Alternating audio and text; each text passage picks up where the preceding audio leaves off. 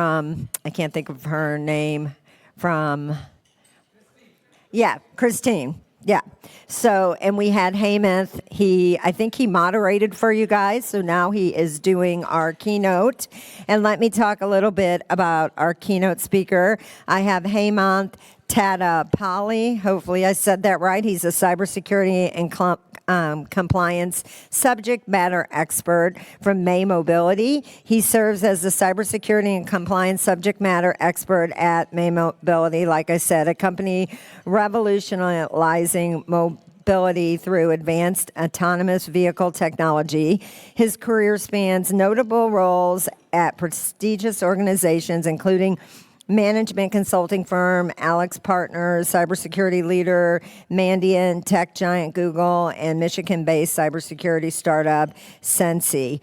HEMA's research focuses on advancing cybersecurity in critical areas such as autonomous vehicle security, Internet of Things, security threat intelligence, risk management, API security, and election security. He was appointed by Michigan Secretary of State to the advisory task force overseeing statewide election security and integrity throughout his career. He has consistently demonstrated expertise in implementing and maintaining security measures to safeguard systems, networks, and data from cyber threats. In addition to his technical contributions, he has published numerous articles on cybersecurity and emerging technology, showcasing his thought leadership. He's a sought-after speaker invited to present at many different conferences. He has also worked, he has many accolades, including 40 under 40, and he probably is one of our youngest keynote speakers that we've had in a long time. So I'm excited to have Hemanth here. Today he is going to be speaking on cybersecurity and compliance subject. He's speaking on innovating for resilient security, securing critical infrastructure, and inspiring the future of cybersecurity. So everyone, let's welcome to the stage Hemanth.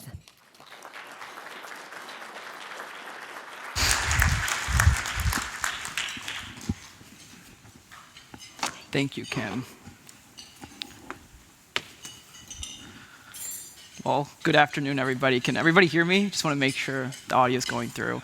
It is such a privilege to be here at FutureCon again, in 2025. Last year, as Kim mentioned, I assisted her in some of the panel discussions and our fireside chat. So it's definitely an honor to be here. So when Kim reached out to me, last month, she was saying, I'd really like you to be our keynote speaker. And I said, sure, I'd be more than happy to, but I don't really know what to talk about. I could have talked about risk management, compliance, but we got people like Arun and Coover who are like gurus at it that can pretty much recite it in their sleep. And I was like, I deal with SOC 2, ISO 27001, and other compliance initiatives all the time. So I said, let's not talk about that. Maybe talk about like hardening Kubernetes and malware analysis. But I was like, no, that's too technical. I don't want to do that either. But I realized, what about cybersecurity and how it really comes down to our critical infrastructure, right?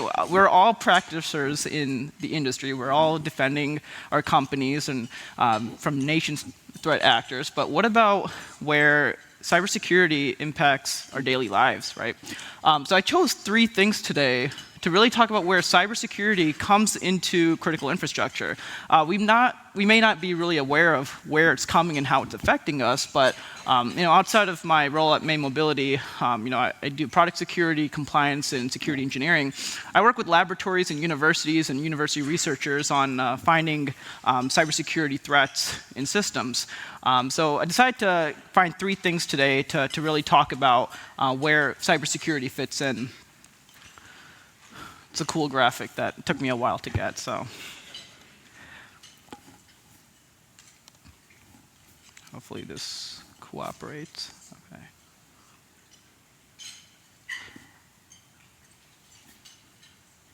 Okay, so the first thing. So few years ago, I was put on infusion machines, unfortunately, and I'm still, taking infusions. And initially, when I started these infusions, the nurse would come in, she would, put the infusion to my veins, and we would see the liquid drip. This is all a manual process, and after years continued, I started to see that many of these infusion machines started to become more technologically advanced, meaning that there was a system that was connected to the infusion machine, and it would automatically understand when an infusion was being over, and it would start beeping. It would also start, understanding how much dilution is left in the medicine. And so a lot of these medical devices that we see today, they're used for people that are dealing with chemotherapy, people that are, on insulin, B12, whatever it may be, right? A lot of patients in hospitals are taking these on a day-to-day basis. So it got me thinking of, what about the cybersecurity implications of these machines that are being hooked up to people, right? Like, where do we see ourselves, and what are the vulnerabilities behind all of this? So we see hospitals and ICUs that are using this. We see emergency care unit places that are using this, as well as home care settings, because patients with chronic illnesses are actually more vulnerable than just a normal infusion machine. It's the vulnerabilities behind these infusion machines. Now, why are these essential? We want to make sure that our patients are safe. We want to make sure people are safe. But the question still remains is, why is cybersecurity critical for infusion machines? We've seen some warnings from the FDA recently about how infusion pump vulnerabilities are leading to possible remote control by hackers, believe it or not. There actually have been past cyber incidents, and these really demonstrated the risks where a lot of these attackers actually had the ability to alter those machines and the dosages inside these machines. So this is what you see here is a picture of a typical infusion machine. You have few components here, which I'll kind of talk about. You have your fluid reservoir. This stores the medication within the infusion machine and ensures that there is a dripping mechanism between the top portion of the infusion bag all the way down to the machine itself. You have 3 pumps. You have your peristaltic pump, your syringe pump, as well as your allostomic pump. So those 3 pumps play a big role in ensuring that the medication goes all the way from the infusion machine down to an individual's vein. So another component here, which I'll talk about more about the vulnerabilities, is the control circuit and the user interface. So usually when a IV is up, and it's done, that's when it starts beeping. This is when, a Medicare worker would come in and start, assisting you in ensuring that, we are done with your medication, and we'll kind of notify the hospital of, this is when it's over. There's also the communication models, but this is going to be pretty interesting. In a lot of advanced hospitals, a lot of these infusion machines are actually connected to the internet. So it really made me thinking about the vulnerabilities that kind of play into space. But overall, this really enables the connectivity with the hospital, with the networks and other medical devices, often through Wi-Fi, or if there's an Ethernet capability. So I did a little more digging around and actually tampered with a infusion machine. Not while I was on an infusion machine, obviously. That wouldn't have gotten well, but with actually an infusion machine just sitting by itself connected. So some findings from this, unauthorized dose changes. I could change the amount of dosage actually going inside the vein. There was a DOS, denial of service attack, that also occurred with many of these infusion machines.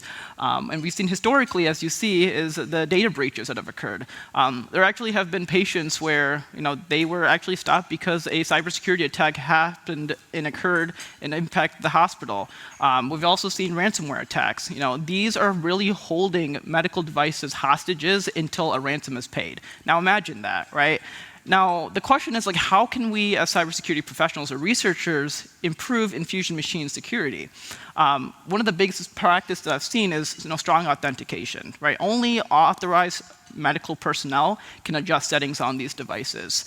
End-to-end encryption is another big thing. Not a lot of machines actually use encryption, believe it or not, but there is a possibility in the next few years that there is going to be an encryption methodology within the infusion machine. It's important here to protect data between the device as well as the hospital systems. Another big thing is network segmentation. the problem that we see today in a lot of these infusion machines is that these are actually not segmented off the grid of the network. The problem that we see in the solution here is that we need to keep these medical devices separate from the general hospital IT networks. And last but not least is doing tabletop exercises on these infusion machines, right? I think hospitals really need to take a big route in preparing for cyber threats that are really targeting these medical devices. So the next thing I'm going to talk about is component number 2 of critical infrastructure, and this kind of relates back to what I do, for a living, is working with autonomous vehicles. But before we kind of get into that, I want to talk about what we are doing at May Mobility. Raise your hand if you are familiar with Waymo, self-driving car in San Francisco. Okay. We're pretty much like that, except we're not going address to address. We are focusing on public transportation. If you are from the, standing at a coffee shop and you want to go to the train station, if you are at the train station and you want to go to the library, right? We are more focused on public transportation. So the other thing is that we are also a startup. We're a Series D startup. So in funding rounds, this is kind of in the later stages of a company. One of our biggest investors is Toyota, so they give us a Toyota Sienna. That's our Toyota Sienna, and we will ensure that we are using the Toyota Sienna to transport people autonomously from point A to point B. So it's a really big area of cybersecurity, and this is one of the biggest things in critical infrastructure. I mean, just a few months ago, we saw Elon Musk announcing the robotaxi initiative that he wants to take. So in the upcoming years, you're going to see a lot more of autonomous vehicles on the road. But the problem that we see is that what about the cybersecurity behind all of it, right? How are we going to secure all the telemetry data, the fleet API, all that information that's going between a vehicle and to the passenger, and from the passenger to the overall sensors around the vehicle?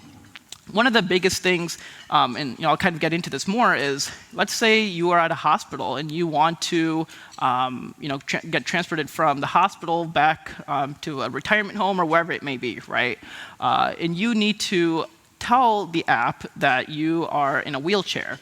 But the biggest things that we see from a compliance point of view is that PII, is that HIPAA, right? The classification of an individual inside a vehicle is, how is the encryption going to be playing a big role into this? So again, our vision here is that we want to make sure that individuals are being transported between point A to point B securely and safely, and we want to digitalize in ensuring that a lot of these cybersecurity mechanisms are going to be important here. So the point comes here down to where does cybersecurity fit into this? Just in 2024, there were 409 reported automotive cybersecurity incidents. That went up by 25% back in 2023. There was a big noticeable increase in a lot of these cybersecurity events. And more specifically, we've seen that there's been a dramatic shift. Especially with 92% of these attacks being remotely taken place. This is really showing that these cyber criminals are increasingly exploiting vulnerabilities in connected vehicles. And now, when you're looking at just the impact, it's growing rapidly. We're looking at $10.5 trillion of ransomware attacks just alone in last year. And that's increasing by 15% every single year. We've seen critical infrastructures like edge computing, IoT devices, of that being implemented within these vehicles, but there also is the exploitation services that has to be combusted at the end of the day. We've seen a lot of services, like something I'll talk about here, is called Vehicle Security Operation Centers. Many of you are familiar with SOCs, which is Security Operation Centers at an IT organization. A VSOC is more looking at the vehicle in lifetime when it's actually transporting somebody from point A to point B. The problem is that those VSOCs do not have 24/7. Not every single VSOC out there has that capability. So that's a big challenge that the automotive or the autonomous vehicle sector is facing. We've also seen a 225% increase in cyber attacks over the past 3 years. So we've seen ransomware attacks, we've seen data breaches, as well as control system breaches, and how are these disrupting the operations overall. So I guess the unfortunate part here is that we've seen a big projected loss for the automotive sector, right? By 2025, cyber attacks could lead the automotive industry to around $505 billion of loss. And this is really highlighting how important cybersecurity is just alone in the autonomous and the automotive sector. What's really important here is talking about safety and security. These come hand in hand. If most of you are familiar with the National Highway Transportation Authority, NHTSA, one of the biggest requirements from any OEM or even a company like ours is we need to submit a report stating that we can actually operate a autonomous vehicle or an automotive industry on the roads. And so this is where we actually work with the safety team to ensure that these requirements are being put in place. So not only safety is important because safety is ensuring that there's protection around from any technical failures, and security here is looking at where we can ensure and employ that there are security mechanisms put in place inside these vehicles. When you're looking at safety, these are mainly protection against technical failures, right? And the goal here is to keep the vehicle functioning correctly, even if a system fails. But security, this is where it becomes interesting, is that we need to prevent any malicious manipulation. And I think the biggest thing that's important here is that you need to work with safety teams in the automotive sector, right? You need to ensure that there are any root cause analysis being done. You are getting that evidence and documenting that evidence of any denial of service attacks or any cloud infrastructure security attacks. There is the risk of remote hacking and data theft that's actually occurring in the autonomous and automotive sector. Attackers are actually gaining more control over the acceleration of braking and steering. Just a few years ago, we saw on I-75 I'm not going to name who they are, but there was a vehicle that was on I-75, and the individual reported that their vehicle actually was hacked. There was a ransomware attack, and the infotainment system actually got breached. They were supposed to pay money for the vehicle to keep moving, but law enforcement did intervene and actually fix the issue. I guess to a more of a specific situation, we've seen where a lot of this comes into place with ECU vulnerabilities. I think this is just an architecture diagram of how the vehicle is structured from a cybersecurity point of view. It's really important, at least from a modern vehicle standpoint, is that we need to manage these engine operations, right? We're looking at denial of service attacks, unauthorized access, hard-coded credentials is another big one. And most importantly, a lot of these vehicles today are connected to the internet. If it's from EV charging infrastructure, which I'll talk about, to just the vehicle in general. Raise your hand if you own a Tesla. Wow. One. Wow. So a few years ago, I was at the Car Hacking Village competition, and I had the opportunity to hack into a Tesla. I'm not going to hack into your Tesla, do not worry, but that really shows the vulnerability inside a lot of these embedded vehicles today. Obviously, Tesla found the vulnerability and fixed it as we reported as a group, but the risk of these vehicles being actually tampered with is still on the rise, especially with vehicles that are not going to be, you're not going to be looking at the autonomous vehicle sector alone, but also driver assist technologies as these are being implemented within the automotive sector. One of the biggest components I like to talk about is the onboard diagnostics port. I think that's going to be something really important here, and this allows the vehicle diagnostics, but also poses a big risk. A lot of these unauthorized accesses here really lets attackers tamper with software. They can inject malicious code or even extract sensitive information. And that's why it's really important to secure the onboard diagnostics port. Most importantly, we have the wireless tire pressure monitoring system. A lot of these systems are actually communicating with the ECU unit within the vehicle, and attackers can actually exploit the protocol weaknesses to spoof sensor data, causing false readings, or even tire-related accidents. Additionally, a lot of these data points that you see here can actually be used to track vehicles or even drivers. And lastly, one of the biggest things is controlling the vehicle autonomously if you are not inside the vehicle, especially from a braking and steering system. We have many platforms in the autonomy world where a lot of that fleet data is going between the vehicle and back to the command center, especially, for example, you've seen Waymo or Zoox or any of these self-driving companies. There is an individual behind a screen monitoring the car, and they could, if needed, halt the vehicle during the ride. And that's the biggest vulnerability is what if an attacker had the possibility of getting access to that system, right? We've seen electronic brake and steering systems. These really play a crucial role to vehicle control. So any cyber attack or even a software flaw in these systems could basically lead the loss of control and creating more of a significant safety risk overall.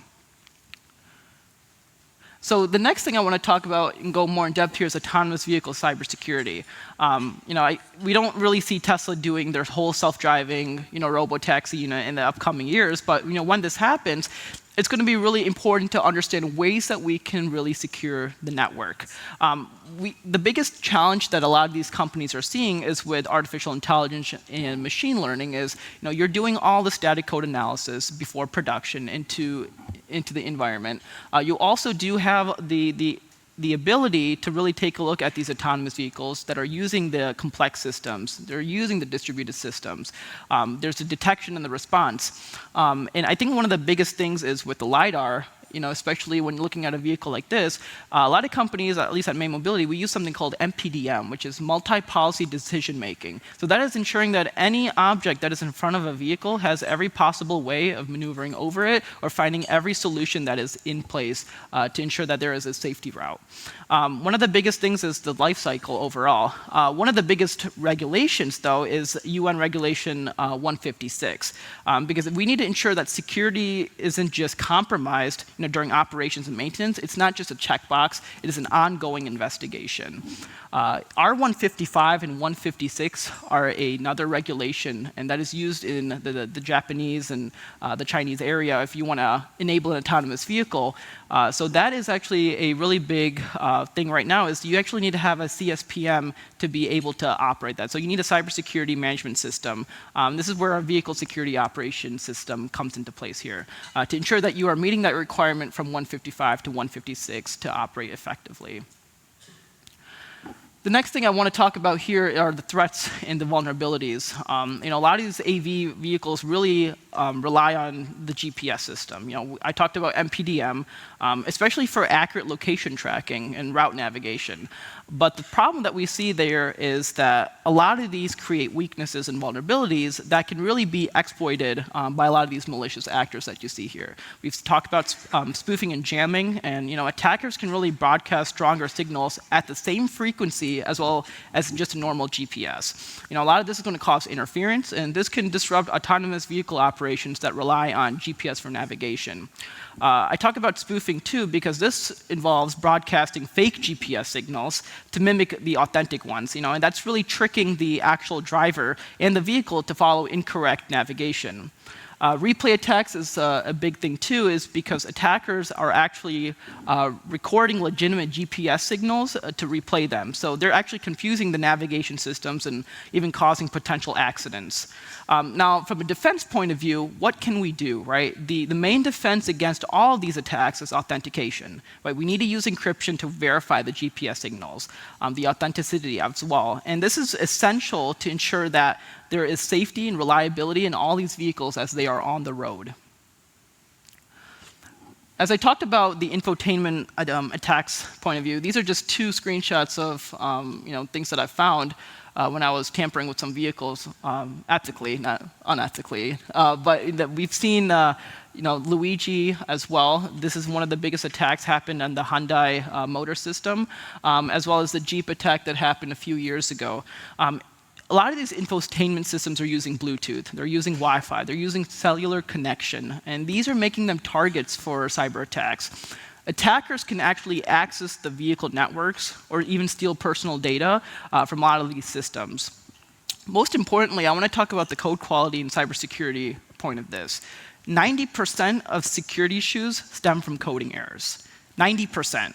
And so this is where secure coding standards, using static code analysis, you see SemGrep, you see Sneak, all these great tools, these are going to be essential for preventing vulnerabilities, especially when you're looking at OWASP top 10. We need to ensure that a lot of these vehicles are using the best static code analysis tools to prevent any malicious actors getting in. Coming back to the whole Tesla vulnerability, in Berlin at a university I worked with, researchers, we were actually using a voltage fault injection attack methodology to run unauthorized code. And so this actually exposed the encrypted personal data of just the authentication keys within the Tesla. But I think in the future, going forward, a lot of these systems are evolving basically beyond just the basic functions. We want to integrate with V2C, vehicle-to-cloud infrastructures. Looking at the connections and really increasing connectivity is going to become a big priority, especially when you're looking at these cybersecurity risks. Last but not least, we have the security risks and mitigations, right? A lot of these infotainment vulnerabilities can give attackers remote access to the vehicle. The Tesla that I was working with was a Model S, and that was connected through the cloud. And so we've seen, at least from the industry response, is that, for example, we see a OEM here in Michigan, they warned of a buffer overflow vulnerability in their infotainment systems, and that actually impacted the Wi-Fi security. And so the OEM ensured that driving safety remains a big consideration, but really implementing patch management throughout the entire life cycle. The next thing I want to talk about here is the LiDAR systems and security attacks. These are really important here is because AVs really heavily rely on sensor systems for navigation, as well as the decision-making process that's taking place. The global positioning system, when I talked about the GPS, this is going to be playing a big role overall. We've seen security breaches targeting AV sensor systems. This can actually compromise the vehicle safety and passenger well-being. If many of you are familiar with the Flipper Zero, that is how usually at least in the time of things happening, that is the best way to actually manipulate a vehicle when looking at their sensor data. There's actually been a compromised sensor systems could actually lead to a lot of the distorted understanding of the environment, especially increasing the risk of these cybersecurity mechanisms implemented within the vehicle. We've seen some examples of security attacks in demonstrations specifically, but there are some countermeasures that are being proposed. A lot of the researchers that I work with are suggesting that we should use problematic data asymmetry monitoring systems as well as security-aware fusion controls. I think the best approach to this overall is really finding the best risk management process. I'll kind of dig into this a little more, but as we are doing our risk assessments, there's something in the automotive sector as well as the AV sector called TARA, which is a threat analysis risk assessment. That is specifically looking at every threat overflow that is coming between the vehicle and the passengers inside, and what systems could have an overlay attack between one and the other.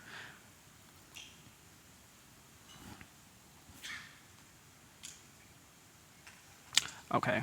So the next thing I want to talk about here is exploiting EV charging infrastructure. Believe it or not, EV chargers are vulnerable. Now they're a lot better, but at least 2 years ago, they were very vulnerable. Now, why does this matter? Attackers are gaining control of authentication systems. They can deactivate the charging sessions. They can even manipulate pricing. So, for example, this is more of the situation of QR codes, but there was an incident in New York City where an attacker went to every EV charger, at least in the metropolitan area, replaced the QR codes with his own, and all the money was wired into his account. It's very smart. Now, how can we mitigate this, right? We've seen strong encryption and secure communication protocols. We've seen regular updates and patches into a lot of these authentication systems. Frequent vulnerability assessments to identify weaknesses is one of the biggest things, too. We've seen a CVE that I discovered last year with a few others, numbers 1707, if anyone's curious. They actually discovered an EV charging station's web portal. This allowed remote attackers to execute cross-site scripting attacks. And some of the potential risks that I found with this is, data theft. We saw unauthorized access to specifically administrative controls, injection of harmful scripts that are really persistent on the server. Now, I think this is where we come into place with the battery of the vehicle itself. Batteries are primarily the energy source for any EV vehicle. And if that's compromised, that means it's a high-risk target. And so some of these potential threats that we've seen is unauthorized access and tampering, and we also see malware injections that are really altering the charging cycles or even degrading the lifespan. The biggest solution that I found here was advancing encryption to prevent a lot of these unauthorized accesses, as well as the monitoring systems for anomaly detection. Last but not least, one of the biggest things we talk about here is privacy. A lot of EVs collect sensitive data, driving behavior, location, energy use, and believe it or not, accessing that charger can give you a number of ways to access the vehicle. A lot of these data breaches are exposing personal user data as well as unauthorized tracking, which can really lead to privacy invasion. So the solution that I was doing and working on as we're kind of coming close to this is really having clear policies on responsible data handling. Retention period. How much data can be stored inside a vehicle for how long? Can the user even access that data and store it somewhere else instead of on the vehicle? And last but not least, we talk about strong data encryption and access controls of who should have access to that vehicle during a time and period, especially at an EV charging unit. To talk about more on the vulnerability point of view, Zenbleed was one of the biggest vulnerability that had a significant implication for the automotive sector, specifically in vehicles equipped with AMD chipsets.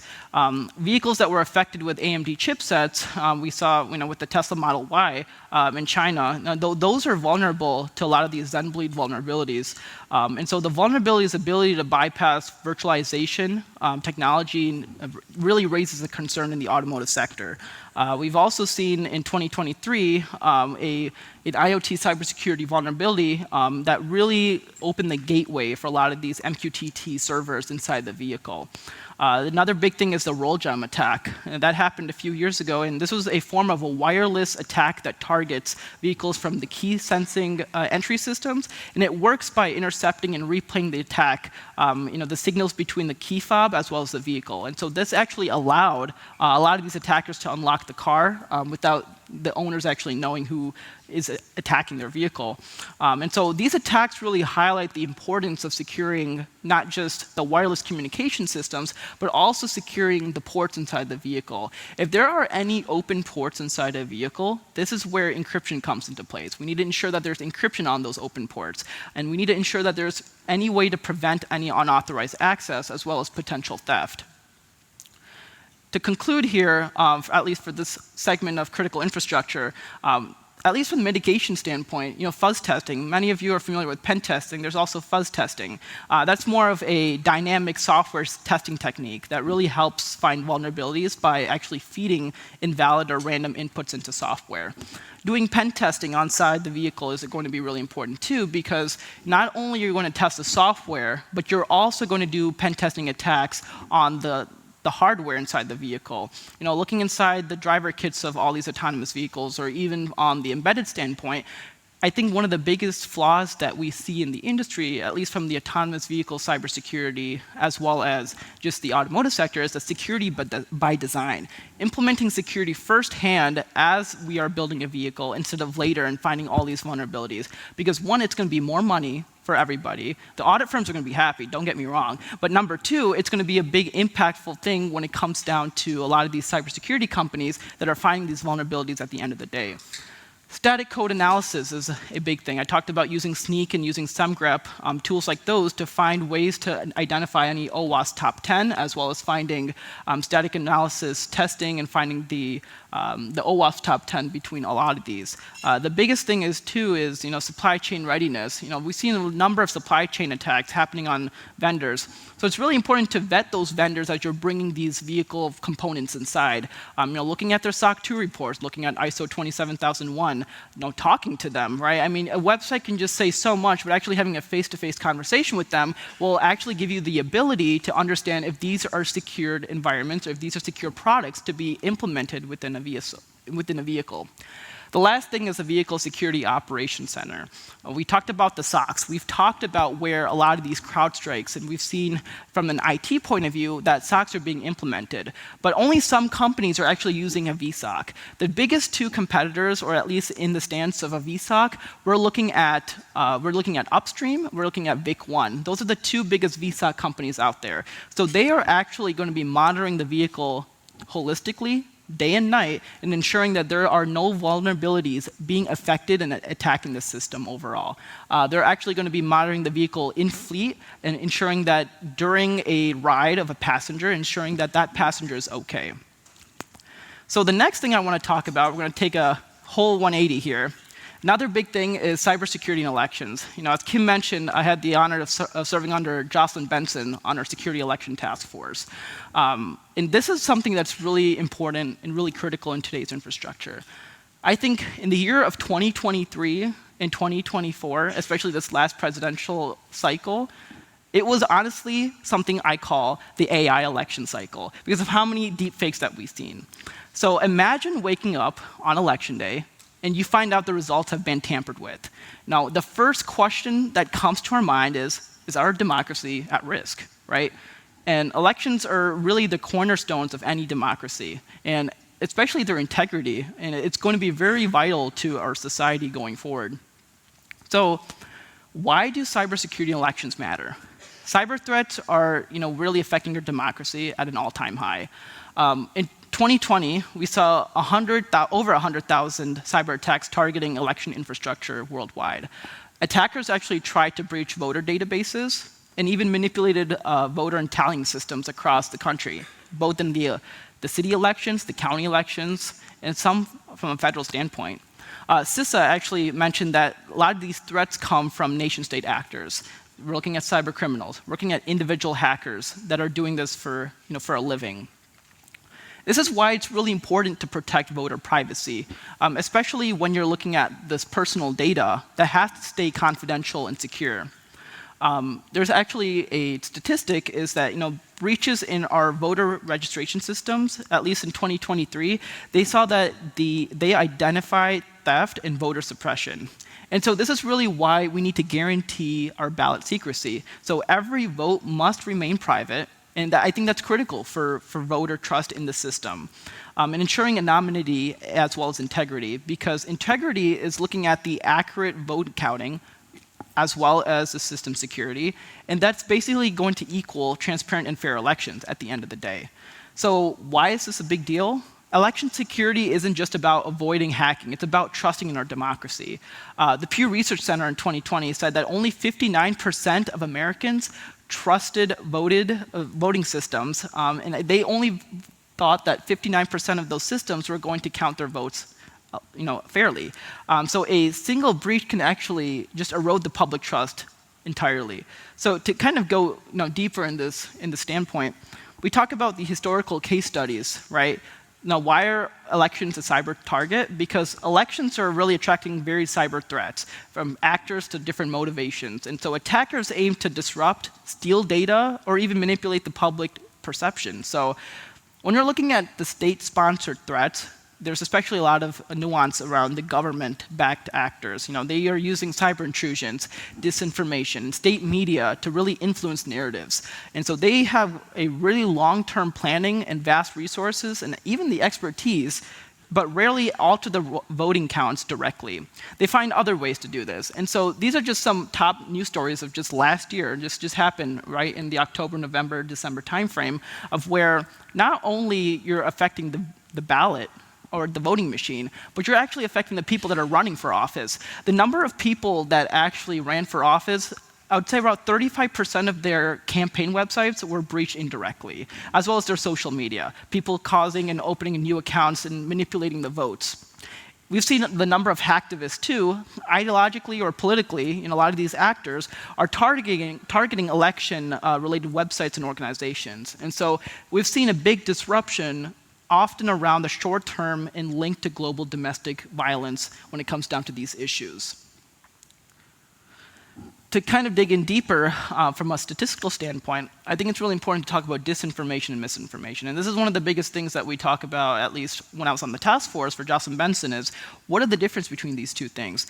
Misinformation is false information that you believe is to be true, share unintentionally, and it's kind of like a rumor, where disinformation is false information shared deliberately to mislead people. Both can distort both the public perception and influence elections overall, and the impact on elections comes down to the cybersecurity standpoint, where 64% of Americans say it is harder to understand facts, as well as social media comes into place here too. Now, election security isn't just focused on the voting machines. We talk about voter registration systems, how these are also vulnerable. The last election in Florida, for example, we've seen Ariana Grande, who actually tweeted that, that a reminder about cybersecurity as well as to go vote. We saw 1.1 million requests per hour retweeting her post to go vote that day. Now, I think the biggest thing that we see here is the big role of technology and how that comes into disinformation.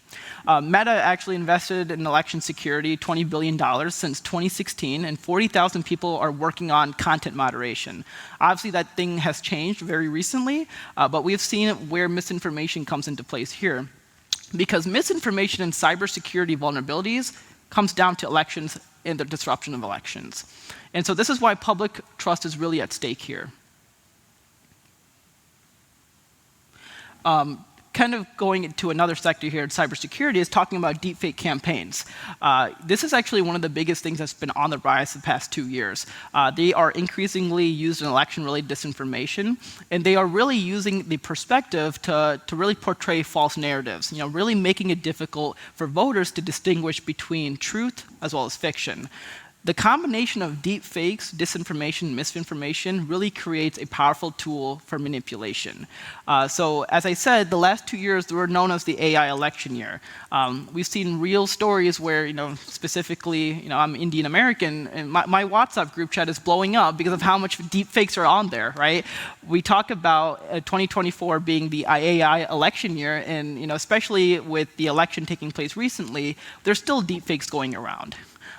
Despite the increasing threat, the FEC actually told us that we have not really taken a substantial action against deepfakes, and they are still working on this on a day-to-day basis.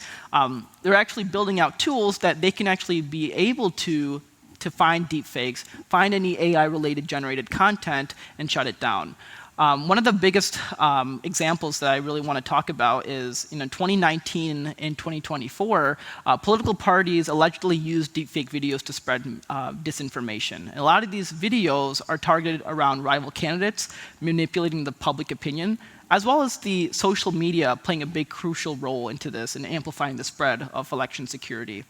And from a global trends point of view, deepfake technology has been used worldwide to create fake news stories and influence elections. And a study by DeepTrace found that deepfake videos doubled in just 1 year, and with over 15,000 circulating the entire internet. And this is just one aspect of the whole story, because now, how is this being done, right? You see, for example, this picture on the left. You can tell that's a deep fake. Some of the things that I rendered and showed on the picture shows where you can depict fake technology and fake manipulation of the individual. A blurred background is one of the biggest red flags. So it's really difficult to generate a perfect image, especially when you're overlaying it into the crisp background, especially when you're trying to convince somebody that this is an actual person. Sometimes you're going to see accessories be put on to a picture. Look out for glasses or even jewelry, and you see that the glasses are at least missing a rim. You also see how the angle of how the glasses sit on the head are very implausible. A deeper look into this, you see that the person's left ear also just looks very unusual compared to the other ear.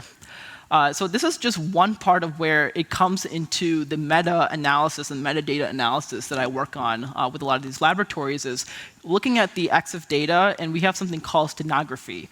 A lot of using these stenography tools are going to be detection tools to check for hidden modifications within the AI-generated image to see what the actual image looks like at the end of the day. So let's talk about the voting machine. So what you see here are the solid lines on this graph. This indicates typically the flow between information. They rely on the internet and I guess other networks that are connected to the internet. The dashed lines that you see here indicate information flows that are typically what they call airlocked from outside networks. And the dark blue box indicates systems that are typically deployed in individual polling places. I think the biggest thing that we see, at least when I was on the task force, and since I still serve on a few boards, is the aging infrastructure. A lot of the voting machines, especially in Michigan initially and other states, they're old, right? A lot of them are 10 to 20 years old, and with the modern attacks that we've been seeing today, these machines are a lot more vulnerable, and they're really lacking the modern security features. A lot of these outdating testing standards, too, because federal testing standards really haven't been updated since 2005. And this was kind of a time when digital machines were kind of scarce. Internet connectivity is another big thing, as well as open USB ports. A lot of these voting systems cannot connect to the internet or even have open USB ports. And so there is a way for the machine to provide potential entry points for malicious actors. Last but not least, printing and scanning is a big thing. Voters make their choices, and the ballots are printed and scanned by machines at polling places.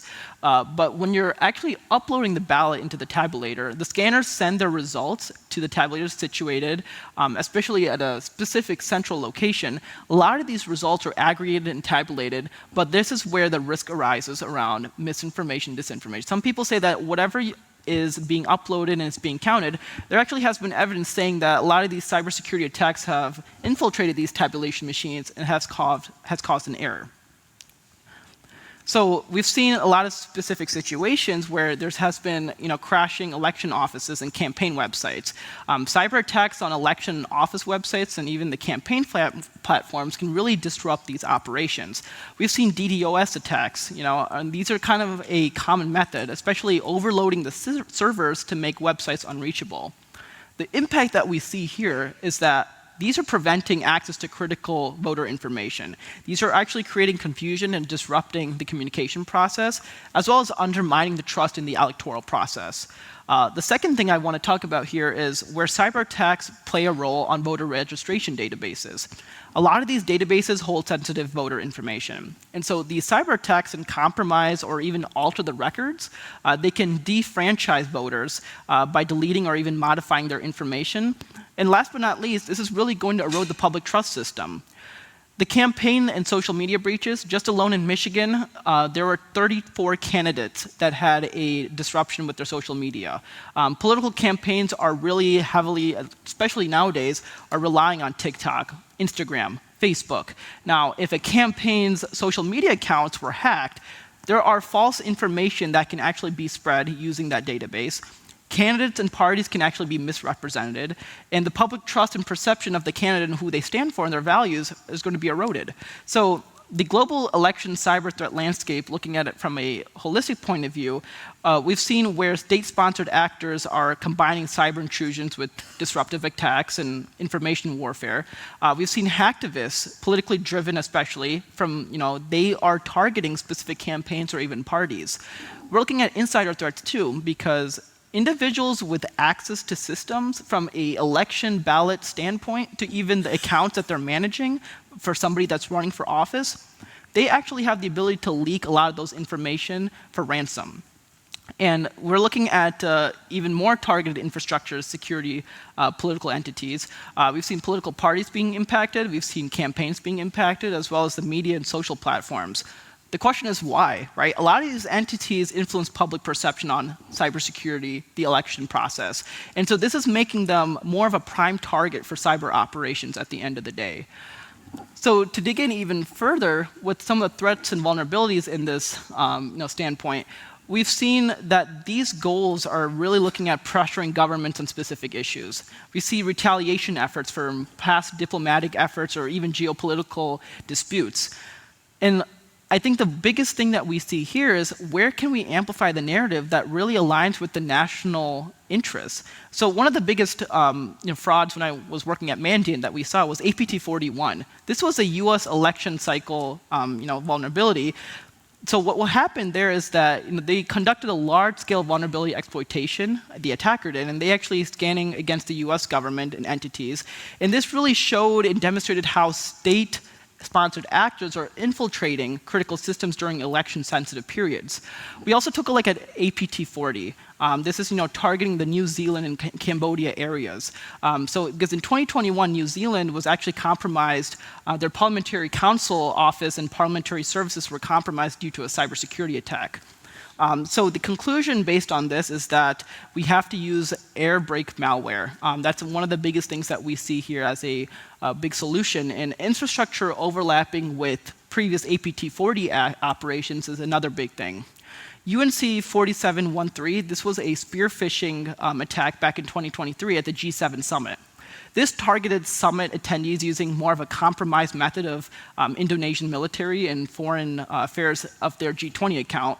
And so a lot of these recipients included officials from Australia, we've seen Canada, India, Italy, France, as well as the UK. While not a lot of the election specifically, it shows how state actors or interests are really targeting government bodies, especially with those in the election-heavy years like 2024. Now, from a best practices standpoint, I think it's really important to talk about where we can keep this election secure. We need to talk about auditing, and most importantly, who has access to the server room, who has access to their specific ability to go inside a inside a voting machine, and also take a look at who has access to specific information. I think the room where all these ballots are being stored, there has to be physical access, proactive measures taking place there.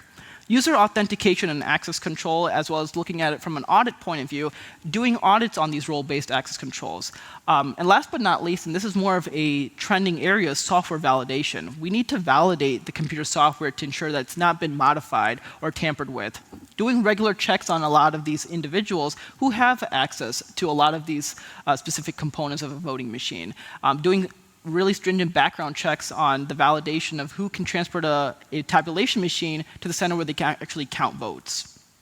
So to move forward from a future outlook standpoint, there's still going to be a lot of work being done from CISA, the FBI, as well as other agencies.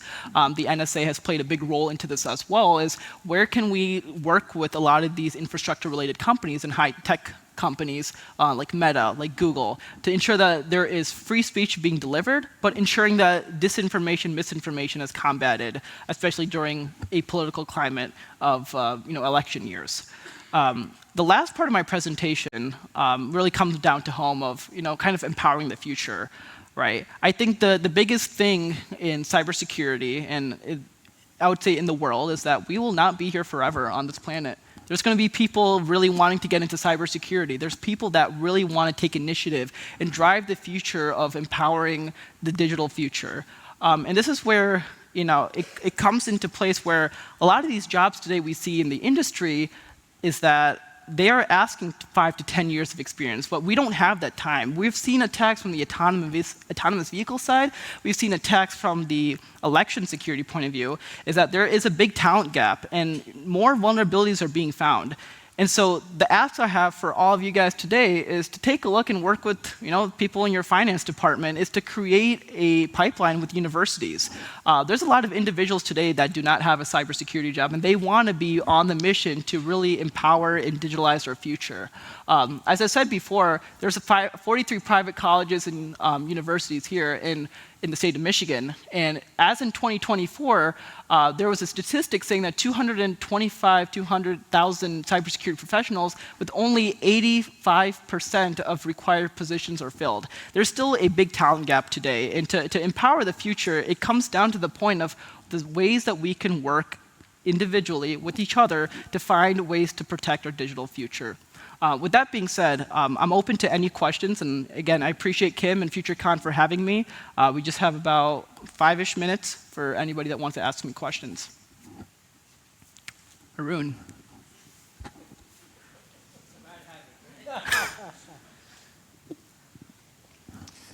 First of all, Hemanth, kudos, really fantastic. Thank you.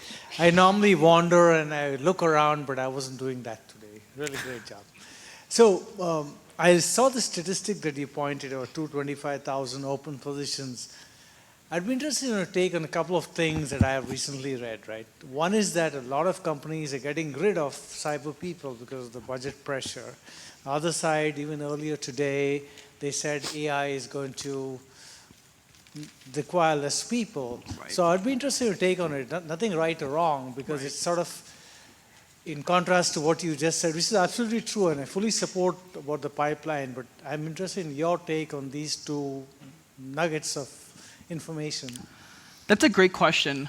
Believe it or not, I think implementing artificial intelligence into an organization, at least even from the government or just infrastructure standpoint, there has to be, believe it or not, cybersecurity behind it, right? Every organization that's constructing an AI policy, for example, there has to be at least people reviewing that policy and how much data governance is being behind that.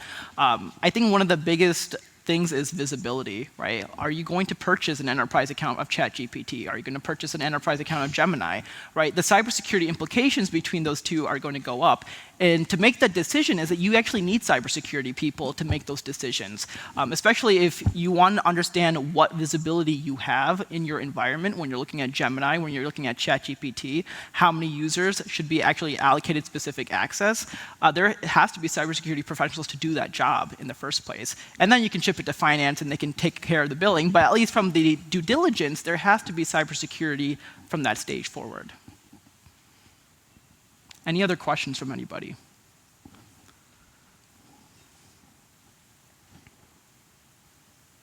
Got two up here.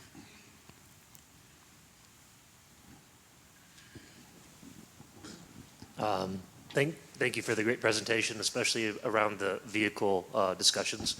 Was really curious if you could elaborate more on potential RKE methods of how perhaps OEM agnostic solutions to protect physical safety of vehicles when there's been, as you said, like we know about GPACs or the SiriusXM telemetry hacks on how OEMs or suppliers should act or react to access to their vehicles to such functional safety mechanisms? For sure, that's a great question. I think there's two solutions to that. The first solution is to really implement the VSOC component. A lot of companies do not have a VSOC, especially when looking at who has access to the vehicle and when it's being tampered with. There has to be a VSOC implemented. The second part of it is going to come down to the compliance. Right? You need to ensure that you have the role-based access control being implemented in a lot of these vehicles, as well as looking at the software analysis, right? We talked about static code analysis a little bit, but believe it or not, that is the reason the static code analysis, there's flaws within that process, and there actually has to be tooling to ensure that people have access to that vehicle throughout the entire life cycle, but only limiting who has access at what points of time. Yep. Thanks, Hemanth, for the presentation. Very excellent. I actually was going to be pointing out to the VSOC as well. We're a manufacturer company, and this is something that might be of interest. Like you did mention, there are only two that are in that competitive advantage. Is there like others that are doing VSOC, and how important is it? Yeah, that's a great question. So obviously I talked about upstream security as well as VIC-1. They are the primary VSOC companies. We've seen a few other companies that are implementing a VSOC, but really looking at SBOMs, system bills and materials from that point of time. But I would honestly say Block Harbor Cybersecurity Group is another big one. They do vehicle pen testing, and they are also developing a platform called a VSEC, where you can not only use it as a VSOC, but also track requirements within your pen testing cycle. So hopefully that addresses that question.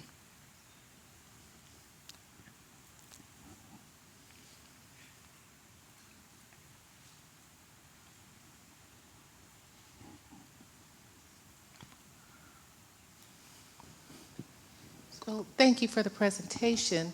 I just wanted to ask, going back to when you were talking about privacy, how does insurance fit into it? Because you're talking about taking people in a car. What happens if there's a car accident? Who's liable? Do the people who are actually riding, do they have to have security? I mean, not security. Do they have to have a policy? You didn't touch anything on that because you were talking about you were trying to do the venture. For sure. No, that's an excellent question. I was trying to fit as much as I can in 1 hour. So that was definitely a great question, though. So when you're looking at the insurance policy when it comes down to, let's say there was a cybersecurity attack, right, inside the vehicle. This is where cyber insurance does play a big role into that feature. But let's say there was a vehicle-specific incident that happens, then it's going to be on the company, right? I mean, there's going to be insurance providers really protecting the company and the IP around that.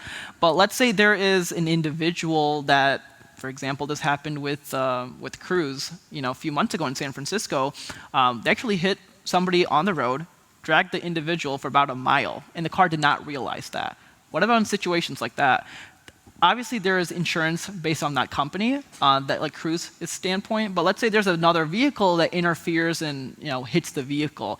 That would be on the other person. But cyber insurance is going to play a role into this if there was a cybersecurity attack at any AV company or companies that are really utilizing autonomous vehicle technology to transport people.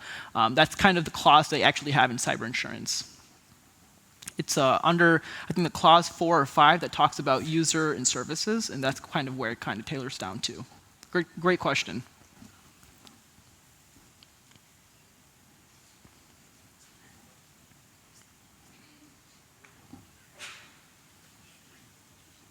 Yeah, one more question.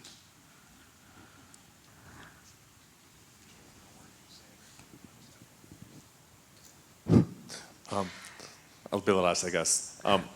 Have you gone through any use cases where smart devices, the medical devices, you mentioned medical devices, or cars or so forth, where you load some code, hidden code, to identify a specific person, only executes when that person somehow got identified on the device to have the device behave in a certain way where it can harm that person? That's a great question. As of right now, no. I think the limiting factor that we've seen, at least in the infusion system point of view, is if someone was, let's say the hospital was breached, right? You could see the patients that are on infusions, but you will not see which infusion machine is connected to a specific person, if that makes more sense. I mean, for that case, you're absolutely right, but I'm talking about like a more advanced system, radio oncology devices, MRI devices, these kind of devices where they can behave in a way that's very harmful. Okay, I understand your question. No, as of right now, there hasn't been any use cases yet, but that's definitely something that we can look at into the future.